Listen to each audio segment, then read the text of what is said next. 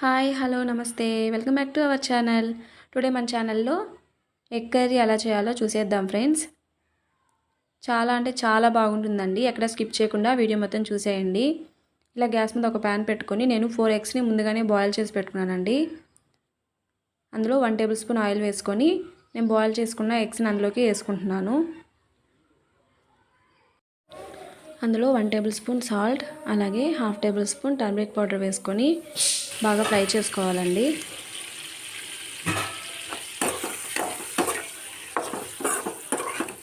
ఇలా ముందుగా ఫ్రై చేసుకొని కర్రీ చేసుకుంటే చాలా అంటే చాలా బాగుంటుందండి కర్రీ కూడా.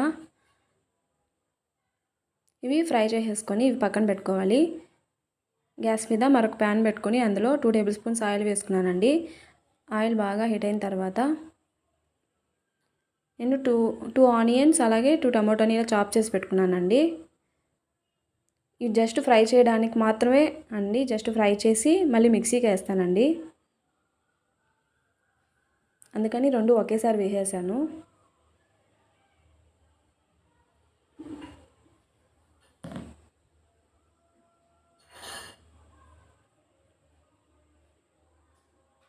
ఇలా కొద్దిసేపు ఫ్రై చేసుకోవాలండి.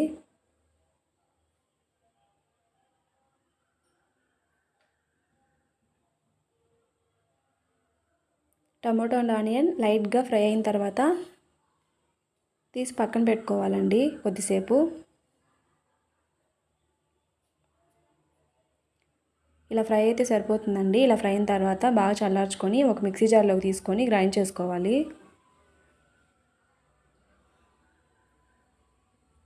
చూసారు కదా, ఈ విధంగా గ్రైండ్ చేసుకోవాలండి.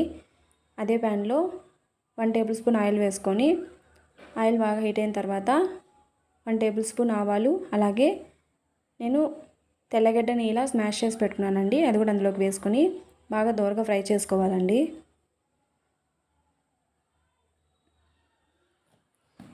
బాగా ఫ్రై అయిన తర్వాత మనం గ్రైండ్ చేసుకున్న పేస్ట్ని అందులోకి యాడ్ చేసుకోవాలి.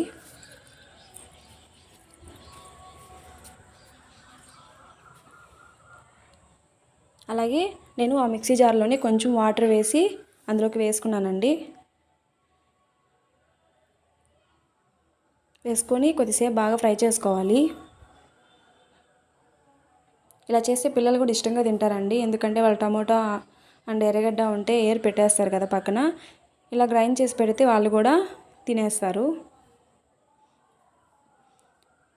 ఇలా బాగా ఫ్రై అయిన తర్వాత అందులో నేను 1/2 టేబుల్ స్పూన్ టర్మరిక్ పౌడర్ వేసుకుంటున్నానండి. అలాగే 1 టేబుల్ స్పూన్ సాల్ట్ వేసుకుంటున్నాను. వేసుకొని బాగా ఫ్రై చేసుకోవాలి.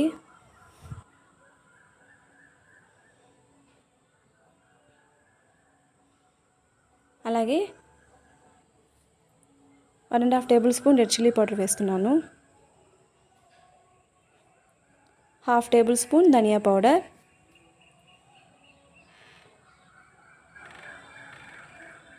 1/2 టేబుల్ స్పూన్ జీరా పౌడర్ అండి. జీరా పౌడర్ వేస్తే కర్రీస్ చాలా బాగుంటాయండి. టేస్ట్ కూడా బాగుంటుంది.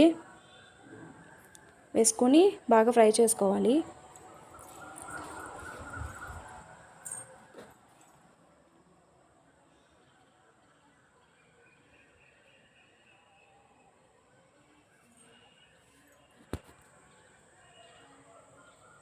చపాతీలకు కూడా చాలా బాగుంటుందండి. ఇలా గ్రేవీగా ఉంటే మొత్తం బాగా మిక్స్ చేసుకున్నాక ఒక 5 మినిట్స్ వరకు ప్లేట్తో కవర్ చేస్తే బాగా బాయిల్ అవుతుందండి.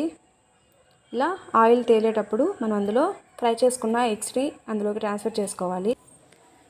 మొత్తం ఒకసారి మిక్స్ చేసేసుకొని ఒక 2 మినిట్స్ తర్వాత గ్యాస్ ఆఫ్ చేసేసుకోవాలి ఫ్రెండ్స్.